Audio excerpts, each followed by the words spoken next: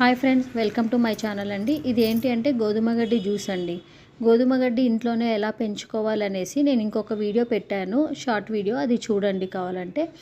అది గోధుమ గడ్డి కింది వరకు కట్ చేసుకొని బాగా కడిగేసుకోవాలి. 2-3 టైమ్స్ కడిగిన తర్వాత మనం చిన్న చిన్న పీసెస్గా కట్ చేసేసుకొని అది మిక్సీ జార్లో వేయాలండి. మిక్సీ జార్లో మనకి వాటర్ వేసి మనకు తగినంత వాటర్ వేసుకొని మిక్సీ పట్టాలండి. ఇందులో గోధుమ గడ్డి జ్యూస్ తాగడం వల్ల ఫుల్ ప్రోటీన్స్, ఐరన్స్ అన్నీ వస్తాయండి. అన్ని ఉపయోగాలు ఉంటాయి. పడిగడుపున ఒక చిన్న గ్లాస్ తాగితే చాలన్నమాట. అది మిక్సీకి పట్టిన తర్వాత ఇలాగా వడబోసుకొని నేనైతే పైన తేనె వేసానండి. నేను వితౌట్ షుగర్, జాగరీ పౌడర్ ఏది లేకుండా జస్ట్ తేనెతో మాత్రమే యూజ్ చేసాం. మనకు కావాలంటే డ్రై ఫ్రూట్స్ కూడా యూజ్ చేసుకోవచ్చు.